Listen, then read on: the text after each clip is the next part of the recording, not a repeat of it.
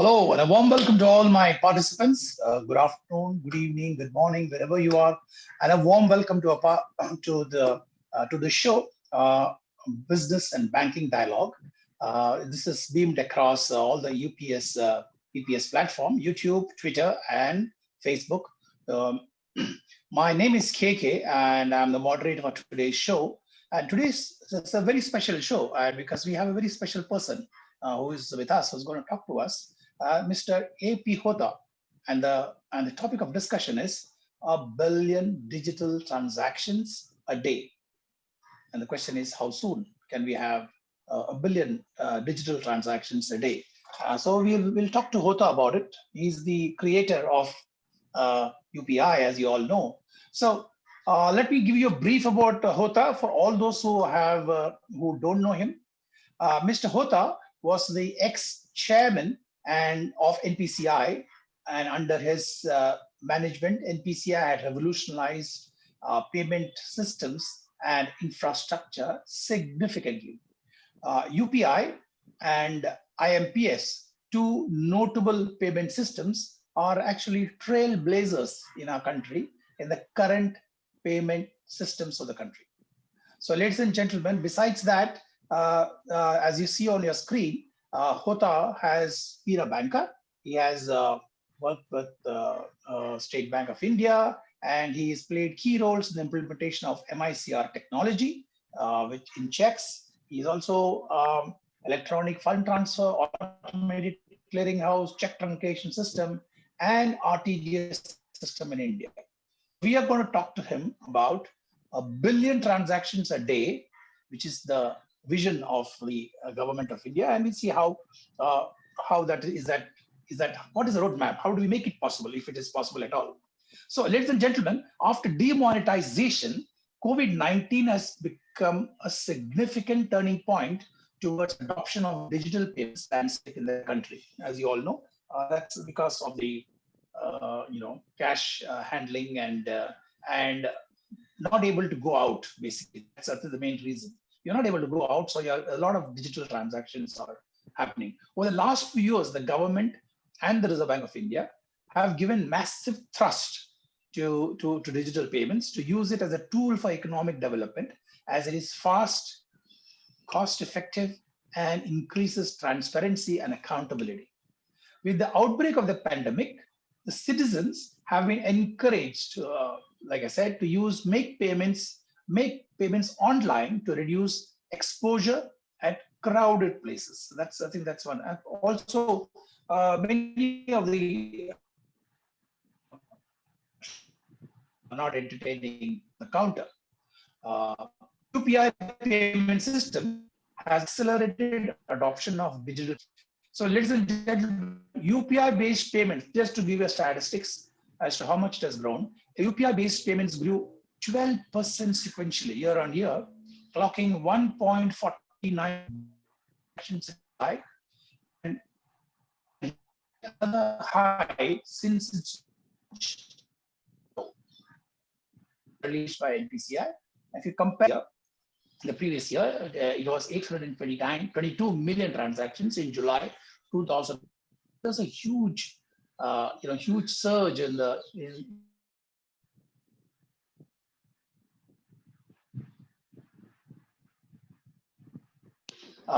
So let's please join me in welcoming Mr. A.P. Hota.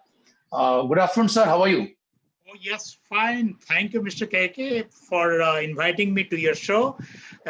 Thanks to the organizers. It is a pleasure being a part of your show.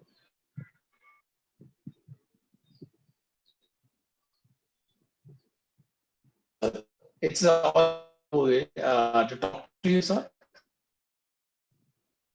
Great. So, as per media reports, based on RBI, it's 100 million transactions daily, as against 120 million reported before the coronavirus. So, before coronavirus, it was almost 120 million, and after it has slowed down a bit. Now the government is eyeing a target of 1 billion digital transactions per day. And let me repeat that again: 1 billion digital transactions per day. high target, which is what is your take on this almost a 10x growth in the daily target? Is it possible? Is it a pipe dream? Is it really feasible, sir? Thanks for this first question that directly takes us to the main topic of today's this interaction. Um, Yeah. Yes, when you say whether it is pipe dream or whether it can be a feasible reality, answer is yes, it is feasible. And Okay. here we need to know really what is this pipe dream. Pipe dream, possibly, if you are meaning at really smoking pipes, you can like opium pipe, while and really thinking No, big, sir. or like Mungeri Lal ke Haseen Sapne. It is not like that. Yes, there is a clear imagination, clear planning, a lot of actions going on. Uh, Unless the ambition or the target is quite big, exciting, imaginative, that much of energy does Yeah. not come. Well, the target is so big, requires so much of energy and initiative that possibly people are, one might think that this is a pipe dream. But any big project Yeah. for that matter really looks quite like a pipe dream. Who knew that even we did not know when we started UPI that in 3 years time UPI. it will cross a single product, a billion. A single Yeah. product. We are thinking, well, on the last day of my NPCI career, really Yeah. during the town hall meeting, in the farewell meeting, uh, and even a much earlier also, when we reached a billion transactions, digital transactions a month, not Yeah. all the digital payments put together, not just UPI. That itself was a celebration. And we really thought of a dream that a billion a day. Yeah. Billion a day, but billion a day, all the electronic digital payment transactions. Even now, what is being thought of is a billion transactions a day, all kinds of digital payments put together. And we are also thinking of the ecosystem's volume, not that only NPCI would do. Really, our vision was NPCI itself will do a billion transactions. So that is why in the last FinTech conference, you would have noticed head of DPSS, where I had the privilege of working as the first chief of DPSS. He indicated 1.5 billion a day, because Oh, okay. 1.5 billion, so that really the bar is very high, and you attempt, and really Yeah. we would definitely cross a billion. We'll Yeah. discuss how, but it is not really far-fetched. It is not Mungeri Lal's dream. It is very much feasible. It can be a reality. Oh, that's a great, good beginning, sir. That's very, very encouraging to hear that. And yeah, surely, I think that is really set the tone because I think the good part is that even the United States, I was told by one subject matter expert, the United States is looking at UPI, the success of UPI as one of the recommendations that has gone uh, in the US government to look at them as a possible way of doing transactions. So what you have given a lot of confidence. And the very opening remark, you said, yes, it's possible. A billion transactions a day is definitely possible. So what inspires confidence in you that if I may say the word audacious target, okay? I mean, this is big, okay? A billion target is audacious target of 1 billion transaction per day is not all elusive, but very much within our reach. Could you give us participants why you feel that it is possible? The thing is deep commitment of RBI to make it happen. The Okay. government has not indicated in any particular document that it aims at 1 billion a day.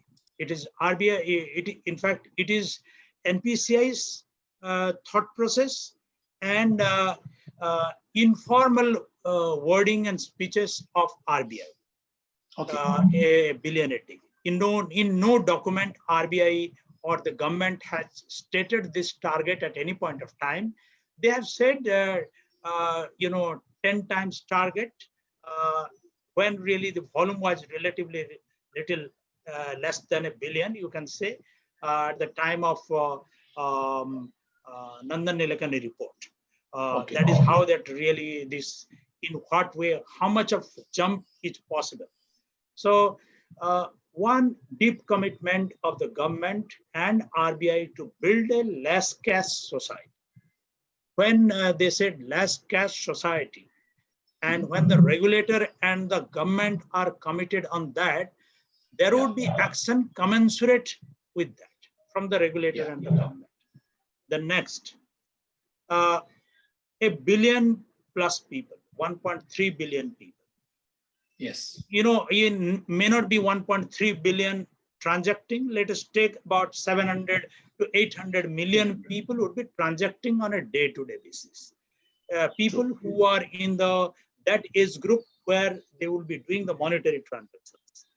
So that is the potential consumer for doing the service, using the services.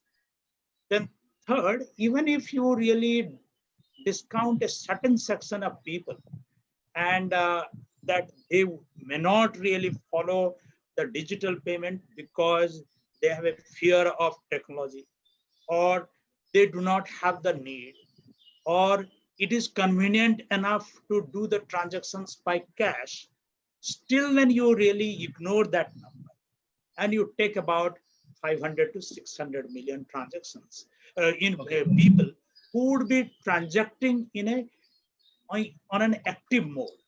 So 500 to 600 million people doing transactions, digital transactions on a day-to-day basis, leaving aside the people who may not really adopt and need not adopt also because of the relative convenience of cash.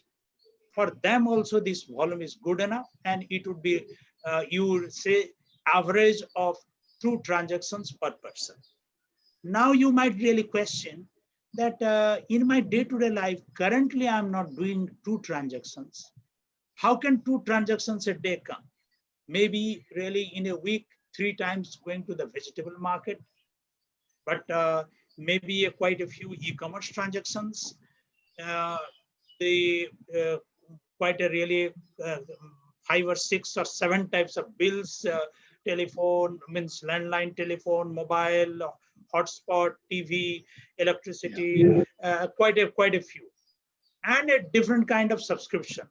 I have subscribed to, Netflix, this, that. The subscription as a service is also growing rapidly. Yes, yes. There is 2 million, 2 transactions per person, or you can say average of 60 transactions per month per person. If we can visualize, it is a reality. Now question is, how would you convert that person to who does about 60 transactions per month in a period of next few years? We'll discuss how many years that he would really do, he or she will be doing 2 transactions a day or 60 transactions a month. If that is feasible, so government is committed, person, individual consumers not committed as yet. There are plethora of transactions to do, so we can study the transaction sets, what all transaction sets are there for individuals and for the institutions. So if we can really do arithmetic for that, arithmetically looks feasible. And again, you might say, it is again theoretical. How that theoretical, many things, it starts as a theory. But later on, really, when reality comes, it exceeds the theory because ecosystem changes. So we can discuss what ecosystem changes might trigger even more than 2 transactions. So it should be possible. That makes me confident that it is possible to achieve 1 billion transactions a day. Okay. So I think the most important aspect is the population. I think with a population of 1.3 plus billion people, and if you discount some of them who are not going to use it, you still have close to 800 to 600 million people who are there who are using it. And if you look at the urban population, sir, the urban population uses more than 2 transactions a day. I'm pretty confident. So wherever there is a lopside where somebody are not using it, the urban population is just a lot more transaction, lot more digital transaction. Like people like you and me are doing a lot more digital transactions, even today we do more than two per day. So I think in a way what you said is right, but it really requires that the uh, tier 2, tier 3 towns, villages, and certain remote areas to come forward and use digital transaction. So what kind of policies and what kind of things we should do or build the eco infrastructure such that the entire population comes into this digital way of doing business. Now we'll have to build instruments that would fit the requirement, build instruments that would be in sync with the mindset of the people that we are targeting. Yeah. We need to really create the acceptance infrastructure. Yeah. We need to see that the general comfort of the customer is created. The comfort level that a person enjoys currently with cash, that kind of comfort should come. For certain people, it will never come, because their purpose is not transacting, but possibly hoarding or something else. Yeah. There would be, or really to evade tax. You discount them also. It is a matter of time that really they would realize that it makes sense for them to really come to the open system. Those who think that really by not taking digital payment, they would be able to avoid, payment of tax. Possibly, it is only a question of time. After all, the number of taxpayers in the country are very few. The other day, PM himself says that only 1.5 crore people are really making the tax payment, income tax payment. 1.5 crore or 1.5 million? 1.5 crore, I suppose. 1.5 crores, correct. The number is so less. Of course, the number of people who are filing the tax returns are enormous. But this much of people who are really really making the tax payment. So tax net would have to be widened at some point of time. You can't expect, COVID grants to come to every section of the people when only this much number of people are paying the taxes. So people will really, it would be quite an open and transparent society in the years to come. It may take time, much more time, but before that, 1 billion would be achieved. So the people who, for that, a lot of ecosystem measures would have to be taken in grievance redressal, convenience, to see to it that they feel that there is not much difference in paying cash or digital transactions. The fear has to go. Possibly the awareness have to go. These are the things needs to be taken, and it is possible. So there has to be instrument innovation. There has to be innovation in creating the acceptance infrastructure. We'll have to go beyond this PIDF, that Payments Infrastructure Development Fund that RBI has created with 500 crore. In 500 crore, possibly another 3 to 4 million acceptance point can be created. Hardly about 2 million in the conventional way.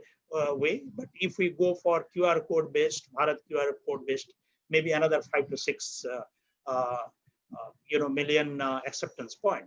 So 5 million traditional acceptance point, about 2 million currently existing. The wallet providers have created about 3 to 4 million. So about 10 million acceptance point is there, but the country needs to have about minimum 35 million. So that needs to be created. If acceptance point is created, if instruments are created which does not depend on the quality of the network, communication network, at least the supply side should be very adequate. Supply should be adequate and well functioning. So there is no reason why it cannot happen. India is emerging as a place for great innovations. Innovation has its own cycle, you know.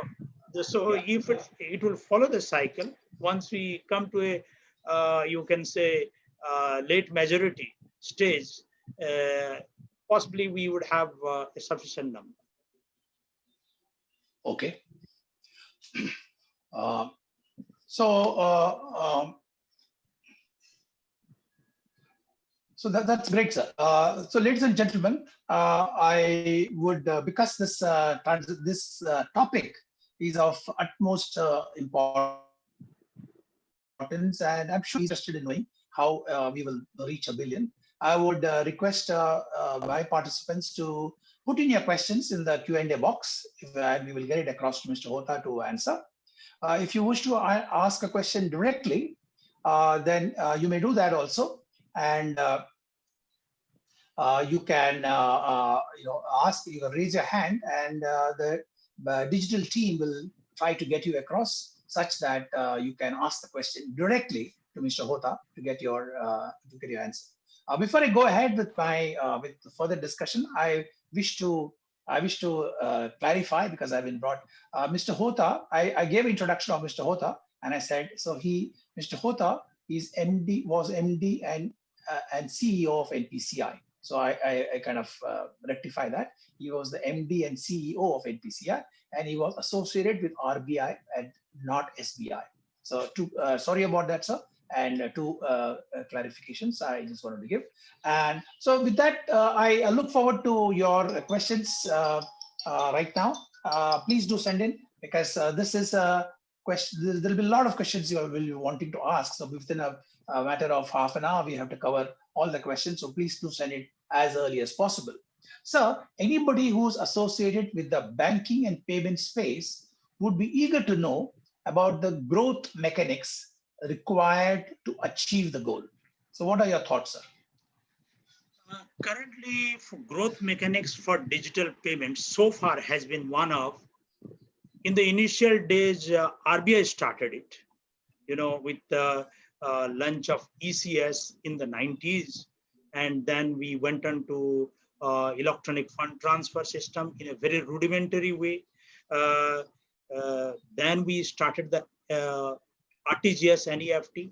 I'm not covering RTGS because that is large value payment systems system that is primarily used for commercial payments and also, of course, personal payment, but of very large value of 2 lakh and above. But if we would like to cover this billion people, let me really focus on the retail payments. So after NEFT, obviously ECS was ECS and NEFT. These were the two focused area for growth of digital payments, and also the cards. Cards had been there, and card payment system was promoted. Then came wallet. Then NPCI was set up. RBI withdrew itself from the role of both regulator, supervisor, and operator to mainly to regulator and supervisor. And whatever operational role RBI was doing, or RBI's outfit was doing, IDRBT, it came to NPCI. And NPCI largely took the national level payment systems, supplemented by the international card companies, and NPCI itself grew this thing. So the institutional wise, that growth mechanics have been, RBI has withdrawn from the operating role, and operating role has been given to the market. Now it is a market which creates really provides us at the supply side. And also the demand creation side, obviously creation side, that also has rested with primarily with the market participants, with the encouragement of the government and and RBI. They have seen to it that the demand is created by really giving their policy vision for promotion of digital payments, bringing out a lot of regulations in digital payments, and also supporting creation of instruments. So instruments creation, that is where really NPCI had been busy with, create the instrument of, means taking over the ATM card, switching to service, then doing the IMPS as the mobile payment service, then really moving on to, reasoning the ECS system by taking over from Reserve Bank and giving a new shape to ECS, upgrading the IMPS to UPI. That is a revolution by itself, because complete design thinking right from the beginning. Then for the toll gate payment, ETC, the bill payment service. That is how our focus has been, how to create instrument service.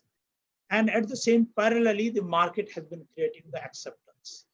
So this has been the growth mechanics. Now RBI is really have seen that the creating the customer convenience, advanced redressal systems, cyber security, these are essential part of the growth services. So this must be done to make the supply side also complete. Obviously, the acceptance infrastructure is required. So very recently, they have announced, it is yet to kick off, I believe, but RBI has committed 250 crore, and the market has given and giving in the process another 250 crore, 500 crore to start with. One fund has been created, so that will also kick off. So instruments, different processes, and now with the growth of, and can NPCI alone do that? NPCI alone is now creating about 4.4 or 5 billion transactions a month. UPI alone accounting for 1.3 billion. 1.4 billion last month, 1.449. Maybe very soon, possibly the year will end with about 2.5 billion by March in the UPI alone. But other instruments are also going, and obviously check and check transactions is going down. So with this, that may not be sufficient. So new institution would come. So once the new institution would come, they in turn would really work out like NPCI, and it is believed they would also really work out with the new instruments, of course, in an interoperable format, the new processes, and they would also really build in. And the self-regulatory organization will come, which will really create standards for customer convenience, 24/7 services, how the customers would be put. The SROs, like operators like NPCI, have been asked to create different platforms for dispute redressal machinery. With that, this has been the really, you can say, the methodology by which this growth to achieve the less cash society, the plan has been laid out. Okay. Thank you. So let's have a little chat on this new NPCI-like umbrella entity. So that looks exciting, and that perhaps can, while NPCI does the bulk of the acceleration of digital payment, is that just a one entity, another entity, or there could be many other entities? What's the framework, and by when you think this is going to start? If you know briefly on that. Although it's a new policy. It should happen as quickly as possible, because as I see, there is a lot of excitement in the market, and yes, they would come up. RBI has said very clearly in the final guidelines or framework document that this February is the last date, February 26 is the last date for submission of application. So in the next 6 months period, I suppose they would be giving the license. So you can say 2021, October or August, September, the licenses would be given. Another 6 months is the time, which can be extended to another 6 months. So by mid 22, the new institution, I don't think the number would be pretty large, or else it will create more chaos and confusion for commercial banks, because they might like to connect to at least all the large banks would like to connect to all the banks and all the umbrella organizations like NPCI. So a bank might think to how many such SROs, operators, payment system PSOs, would I really be connected with? Possibly one or two would be good enough as a fallback arrangement. Should in one system there is some problem, I can route my transactions to the other. That is why RBI has also indicated it should be, to the extent possible, it should be interoperable. So it may not be exactly UPI, but there should be a mechanism whereby banks would have the ability to route the transactions to another system. So if the customer has given a choice that you pay my electronic payments, currently he chooses the specific instrument. You go by UPI or IMPS. Maybe in the days ahead, banks would give the option like whether you require instant or end of day or subsequent day. So the bank itself will decide to which system it would go. Unless the customer himself, there is another button that would say that you have to route specifically to UPI or specifically to NPI or SPI, or who knows, really something might really come. So unless the customer says. So these are the thought processes. If many such institutions come, number one, it is theoretical, but it is quite valid also from the regulation point of view that there is no single point of failure. And in technology, anything can happen. There can be fallback. Although NPCI has got a lot of redundancy, and I do not envisage that system would be down beyond under any circumstances. The other can immediately take over. But still, then there should not be a single point of failure. So another institution coming up and providing at least similar service. I'm not saying exactly the same service. If the instant payment service, another instant payment service model, if it comes, there is something to fall back upon. Yes. Yeah. So it is in this method that this is the philosophy, and I believe it is the right approach also. And let us see how it happens. Yes, absolutely. So actually, when we are talking about the same, Vijay Kumar G asked the same question. With RBI opening up the space for pan-India umbrella entities, how would you see the space 2 years down the line? Would you like to add anything, sir? So on this, question, I could not 2 years down the line only with reference to so he's saying with reference to the India umbrella entities, the new entities that are going to be created, like NPCI. So 2 years, I suppose, 2 years down the line, I do not see beyond just getting commission. So it would take time. But if we wait a little longer, I suppose they would come out with a very good idea. But within a year's time, we'll get to know. Just a minute. Within a year's time, we'll be able to know what all new ideas are circulating. And who knows, NPCI, because NPCI has also the comfort of, designing new products. NPCI is extremely innovative. They would also come out with new thought processes. They are already working on how to do it for feature phone payments other than feature phone based connectivity to UPI. So if things of this sort come, really the competition and innovation would definitely be there. Everybody would get challenged, and there would be greater innovation. Okay. So leading on to the same topic, so there is another query. RBI has put it as fit and proper criteria for promoter groups. So he wanted to know, could you clarify what do they mean by fit and proper? No, this is just a governance principle for any institution they would like to regulate, that the directors on the board of the promoter institutions or promoters or promoter groups, they should take a well thought out call. Obviously, payment system is a public good.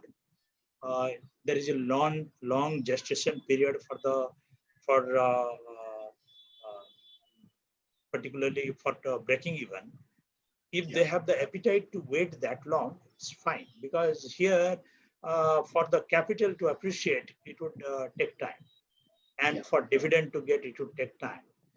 And obviously, this is a public spirited setup, although it can be a for-profit institution, but for profit also they should be fully aware that this is what is required. If that appreciation is not there, and one NUE means one umbrella institution is launched, and the stakeholders, the shareholders put pressure on the management, you deliver solution and deliver a dividend by 5th year, obviously quality would get compromised. So they should be fully aware. I believe that this is my guess, that it should be a very well thought out approach, and they must know well in advance that it would take time to make money. So if one is really spirited, means is investing only to make money, I would say this is not the investment to make money. It's a long term. This is a public utility, and accordingly in public utility mindset, this investment should go. Right, so thanks. I think that was very, very well said. Thank you very much. So ladies and gentlemen, I look forward to many more questions. There are questions coming in. I look forward to many more questions from you. If you want to ask a question directly, please feel free to do so while I continue my discussion with Mr. Hota. So you have outlined an approach which could potentially help us achieve the goal of 1 billion transactions a day. You talked about it, about a few minutes ago before these questions came up on the new umbrella. So can we ask you, how soon can we achieve the goal?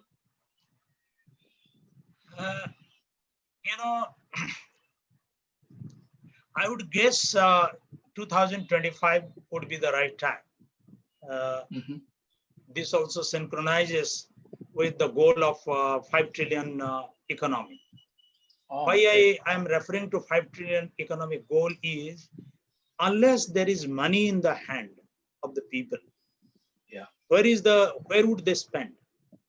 If the per capita income, unless the per capita income increases, and they have adequate money to spend, they would have to really go on holiday, they will have to travel, they will have to consume, they will have to take reasonably good food, nutritious food. They go for entertainment. There is no consumption. The number of transactions will not grow. The transactions would grow only when the people spend. So it is directly linked with the, in fact, I would really link it with the GDP growth. So per capita income have to grow. People would have to really have money to really at their disposal to spend, and the reforms that would really take place in the real sector, reforms that would take place in the government sector, the way the government services would be delivered, that would really also trigger transactions. For example, now really you just see previously for gas, the cooking gas, the subsidy that used to come, the government used to give the subsidy to only the 4 oil marketing companies. So it means the distribution companies, gas companies. If you gave Bharat Gas or this gas or cooking gas, those who would really providing, they would be really getting they were really on a yearly basis or quarterly basis, they were giving the bill that this much of money that we were spending on giving the cylinders to the households, and we have incurred this much of loss, give us the money. So 4 checks in a per quarter, that used to be the subsidy. Now the subsidy, it is almost like 300 million. So 4 checks have turned into 300 million transactions, because the consumption is the money is going directly to the consumers. If not 300, I suppose those who have quite a substantial number, about 15 million customers, cooking gas customers, have surrendered also. So you can say about 200 million really transactions. 4 checks getting converted into 200 million. Now Manrega payments. Now currently it is Manrega payments only when the work is done, bill is prepared, sent it to the government evaluates. By the time it comes, really once in 2 months or once in 3 months. And possibly it has been streamlined. Let us take once in 6 weeks or so. Really Manrega payment settlements would be done directly into the customer's account. Now there is a possibility for doing it every month. Why not possible? Digitally, really, you know, the technology should speed up the governance services. So all state governments, central government, all would have to, and there is work in progress.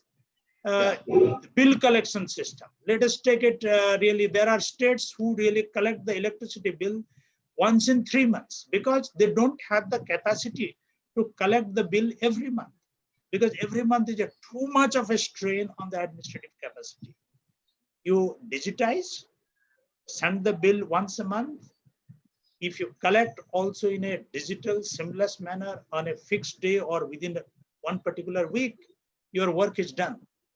The next is really, the same way in the government services, wherever the government has to get money, it is to be really, it can be either made pull-based or push-based with a specific timeline, with the invoices, digital invoices going to the citizens or the consumers well on time.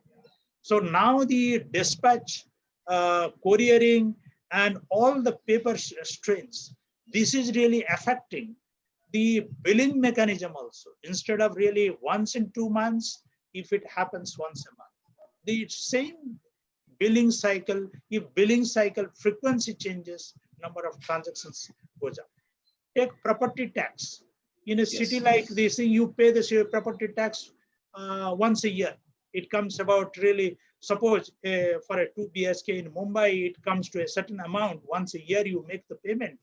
And you really start paying every month a certain amount. You give the mandate. It really gives invisible, really it goes through either NACH debit or through some mode. The number of transactions happens, the customer does not get the strain.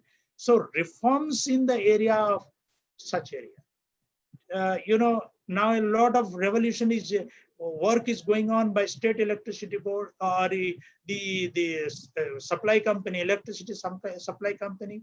How can the meters, how can for meter reading remotely it can be done, and it can be done. So the innovations taking place all around would lead to the greater number. In fact, the transactions which are happening once in 3 months, 2 months would happen quickly. Manrega payments, why can't weekly? After all, wage earners, daily wage earners, they're getting by cash. So if they are enabled in some way, really, payments and offline payments where they don't have to depend much, they would also really be getting. So it is the how these services, governance services, uh, you know, technology services, business services uh, goes up significantly. Now take the really trains in Mumbai trains, local trains. You buy a ticket and once in 3 months, if you really do this thing and buy the ticket, no, because there is no checking anywhere, whether you have ticket or not, that's all. So you can say one way it is very convenient, I don't have to pay. But once you really make the platform a gated platforms, it might look impossible at this stage in a city like Mumbai, but it is possible in such crowded cities. They have done it. It requires an investment. If you do that investment, really every tap is a payment transactions. So Okay. as the our living habits happens, the payment services also really gradually has to really converge on that. So how our payment, the living style changes, Yeah. that, accordingly the payment system also changes. And we can see the signs of that. Okay. That makes me believe that the transactions will keep growing. Excellent. Yeah. So 2 transactions per month, per day, per person for 300, 600 million people, that would give definitely a billion transactions a day. Again, it may sound theoretical, but you possibly, unless all these things changes happen, if you think in an incremental mode, it will not happen. It has to, there has to be a disruptive change in either in payments or in the ecosystem. And I see it happening in both the sides. Let's take WhatsApp payment, WhatsApp messages. Possibly WhatsApp, as we say, really the WhatsApp moments have come, told once when the UPI really got generated and NPCI started doing it in a big way. Because all the SMS messages that we were sending on the mobile put together globally, all the telcos running into few thousands telcos world over, all the messages put together, maybe a few thousand times number of messages coming on the WhatsApp. So such a disruptive technology would also make the payment system also really into fragments. Small transactions will happen, and it would keep happening in an invisible way. You hold the card and walk into the platform, it automatically debits, it happens. You give a subscription, your mandate for deductions. The deductions will happen in an automated way. You don't have to bother. So it would require a certain degree of work. Possibly we'll discuss if the time permits. Yes. Sure. So I have a question. In fact, two questions come from a news agency. They have named a news agency.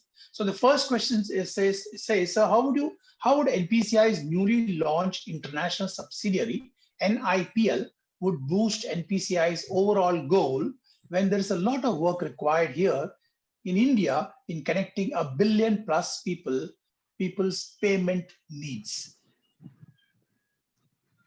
This is a very valid question, and really both would have to simultaneously go together.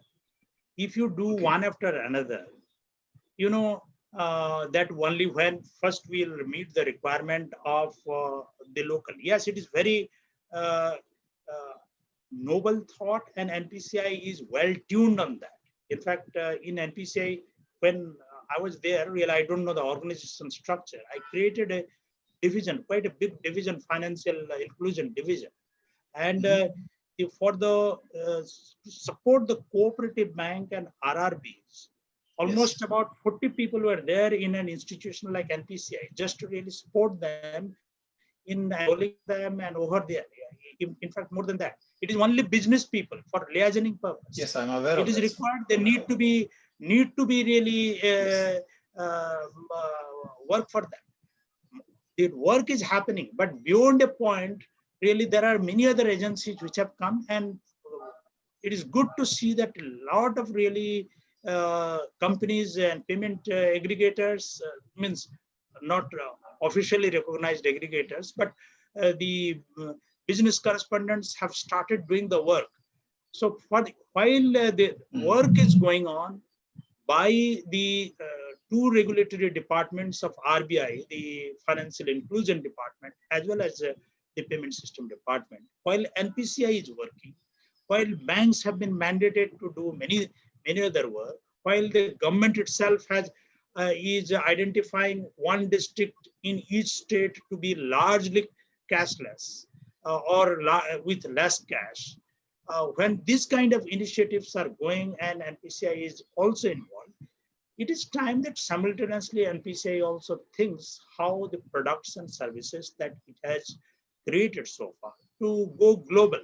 Because globally, many countries are inquiring for really replication of UPI-like services, replication of a domestic network like RuPay to be replicated in their countries. And they have been approaching RBI, they have been talking to the government. And it is reasonable. In fact, NPCI is also encouraged by RBI, as you can see in the vision document, international recognition, that obviously internationally it has been recognized, but the good services that India is doing, possibly it is time that India should do this thing. So this is also one of the leading the globe vision of NPCI in innovations, in payment system innovations. So absolutely fine. And it cannot wait. It cannot happen in a sequential manner. Doing it together is not a bad idea. That is my point of view. Though obviously given a importance should certainly be given. That is why the creation of a subsidiary. So if the subsidiary is created, at least the core company NPCI, that is the top management attention is not focused on that. So there is another leadership team to take care of taking the NPCI services international. Absolutely. It's a matter of focus, I think. That's great. So the second question they are asking is, the initiation is asking is, how different will be the structure, functionality, and objectives of the new NEU, which is the umbrella? What are the futuristic thoughts behind creating this of RBI or government? We did discuss about it, but briefly, if you can answer that question. It is up to them to imagine and come out with new products.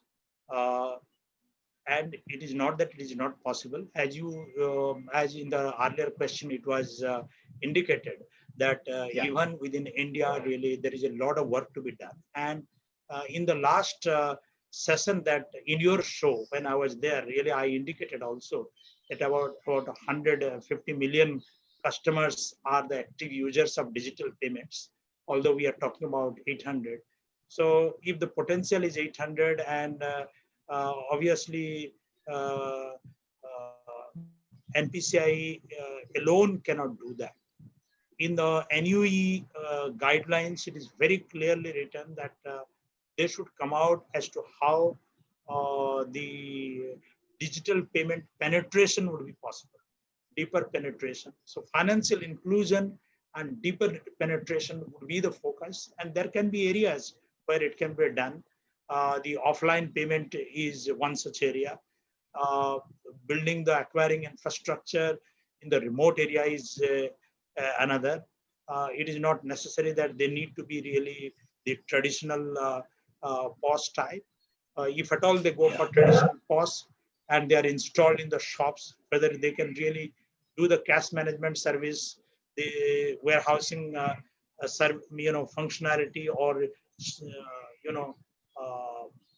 yes, the inventory management of the shop, whether it can do. So there are such products which are coming up. The WhatsApp is also really welcoming. They are saying that they would really be focusing on people who are already comfortable with WhatsApp, but not entered the digital payments as yet. So it is possible. There are work in progress, and there are a lot of ideas which are in the market. These new entities would have to pick up these ideas and commercialize them, because the ideations, a lot of ideas are floating in the industry. A lot of small fintech companies have been really doing the pilots, but unfortunately, many of them stay in the stage of pilots and do not get commercialized. If this new institution comes and picks up those ideas, things packages it better, talks to the banks, it will be better. You know, they like feature phone based UPI, such a great idea. But you know, when NPCI officials go to a bank, they will talk about exciting things being built around this UPI, or they will talk about the feature phone based. After feature phone based, you talk, after 2 minutes, they will switch up their head. No, I will really think of doing this thing. That is more secure, that is better, like this. So there needs to be another set of people whose thought process is, look, this feature phone based payment system is good. This is the way it can be done. This is secure enough. This will serve the purpose of meeting the digital payment requirements of quite a few million people, customers of yours. Then the banks would give a patient hearing. So these are the work that will do. Let us take really, in fact, certification, training. These are the certification is also quite a job, payment system related. Banks really consume, really they pay hefty amount of money for certification. If the specifications are public, really even if it is NPCI services, NPCI specifications are shared with the bank. With those specifications, really these kind of certification agencies can do the certification. Now the entire load of certification is on NPCI itself. Yes. So very little they have outsourced it, because the one which are really very, very repetitive, really they can say you can go to them and get it certified. But bulk of it is still being certified by NPCI. So NPCI resources go on many of these things. If there is an institution which does the certification for all umbrella institutions, not necessarily NPCI, but the new institutions as well, that will also be a specialist umbrella institution which can really do that. There are so two things. Yes. Yes. We've talked about push to digital payment, and two important things are trust of the people and the confidence of the people. If these two are taken care, perhaps the digital transactions will boost. So, what are your thoughts on strengthening speedy resolution of disputes and cybersecurity? Yes, you are rightly point out. In fact, the two streams of action. One is on grievance redressal, another is on cybersecurity. Grievance redressal, not because of some the customer is fully aware of digital payments, wants to do digital transactions, but the fear that should anything go wrong, to whom I can really approach. Yes. Yesterday morning only a former CMD of a bank telephoned to me. Hota ji, mera IMPS transaction hua hai, or the sender is saying that he has sent the money. He has sent me the snapshot also that he has sent, but I do not see the entry in my book. What do I do? It is already 1 week and it has not happened. Then I said, you talk to NPCI And he had to just inform NPCI. NPCI gave a ring to that bank that how come really this is lending. In fact, in the sending bank, the transactions had bounced back, and he has not reconciled the bounce back of bouncing of transaction. And he's saying that money has gone. So there are a lot of small things. So a person, the grievance redressal mechanism has to be really a lot of focus needs to be given. So unless that happens, people will be, if one bad experience happens, people will really turn back. So in fact, the solution is pretty easy. Technology does exist, but people are not aware that this is the way they can resolve it. And some banks, because the participation number of banks participating has gone up substantially in hundreds, in the almost 450 banks now in IMPS, UPI, and all these things. So few banks have not been fully geared as yet. So that needs to be done. And the cyber security is a real challenge, particularly in cards. It is happening many, but in UPI also the instances have come. Not that it cannot happen in other payment system, it can happen, but one that is reasonably stable, where not lot of, because if you start giving a lot of convenience to the customer, it also slightly, some gates also remain open. They needs to be tightened, and fraudsters are one step ahead all the time. They find a loophole and really they do something. So we'll have to really some work in both the fronts. Substantial amount of work is still required. Some work has already been done. RBI has already now mandated all the PSOs to build the 24/7 dispute resolution machinery and very strong and robust grievance redressal system. But the banks also equally have to do that. And in cyber security also the same way. These two can only bring trust. And for building the trust, a substantial amount of work would have to be done by NPCI or the new institution. Because RBI can give only regulations. They can really, and they have regulated, bring substantial amount of work, including penalty structure. But that can percolate down only when these institutions come up, spend a lot of money in building the awareness, then only it will happen. Or else the government is planning one district in one state would become completely digital. That also is dependent on these two factors. Acceptance, infrastructure, grievance redressal, and also taking care of cyber security. Thank you, sir. So before we wind up, can I take one question from ETV Global? Mr. Tripathi, can you please unmute and ask the question? Hi, sir. This is Krishanan Tripathi from ETV Bharat. Yes, Tripathi. I have two questions. One is a follow-up on NIPL.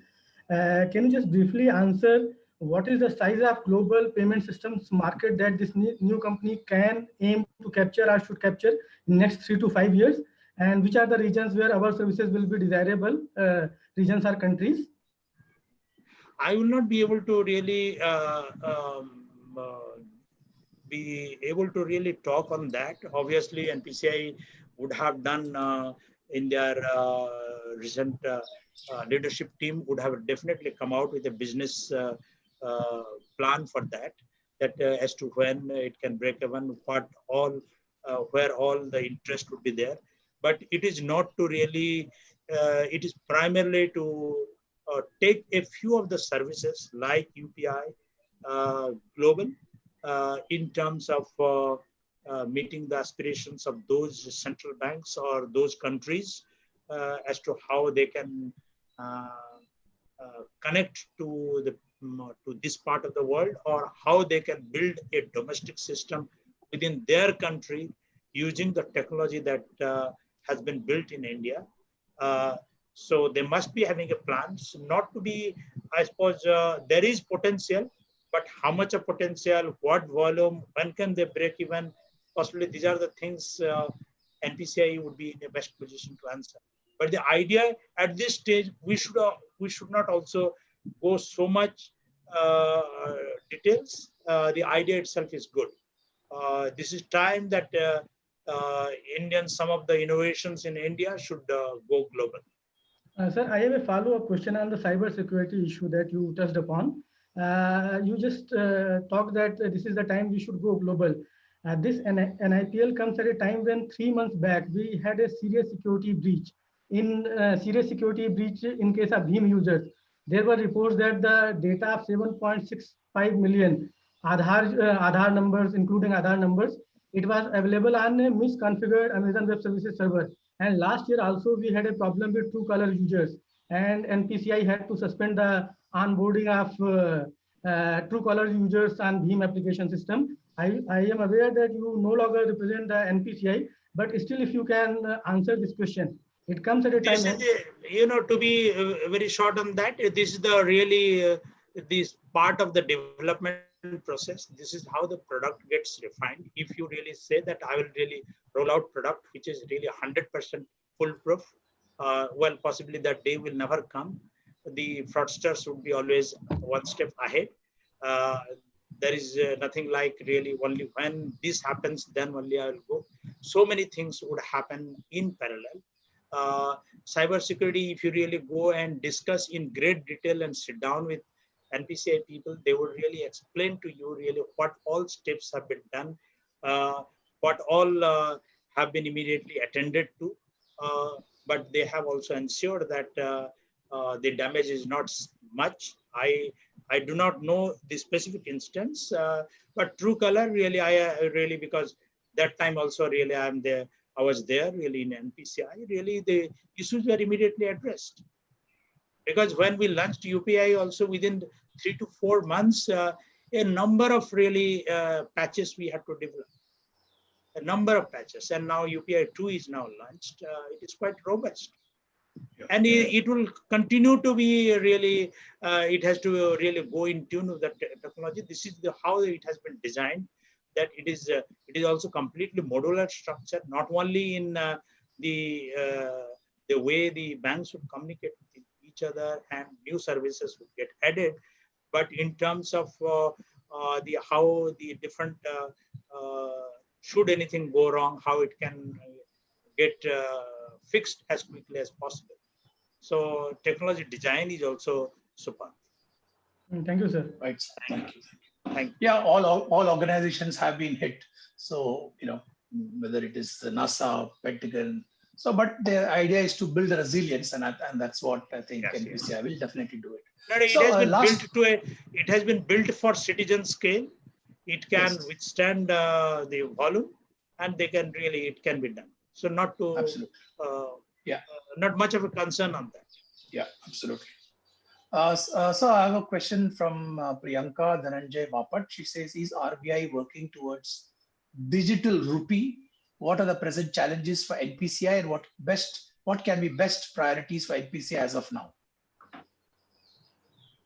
Quickly. You are asking about RBI or NPCI. NPCI, at least they plan to really put it Bajra platform on blockchain. They have done it, but not about the digital rupee as yet. Digital rupee is RBI thought process, and it is still in thinking stage.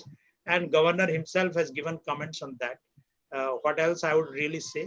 I would say I suppose India would keep watching. At the same time, keep doing something or other. Yeah, thank you, sir. Thank you, sir. We have almost crossed 10 minutes past the 4 o'clock mark. Yes. So sorry for the delay. The questions are so many that we have to answer as much as possible. So sorry for holding you back. And so let me thank you, sir, and let me invite all my participants also to thank you for coming over, talking to us on the $1 billion a day. Looks possible, and my thoughts is that according to a report by Payments Council of India and Pricewaterhouse, India will contribute 2.2% to the world's digital markets by 2023. So that itself, that kind of prediction tells you that the size and reach of of digital payments that will happen in India.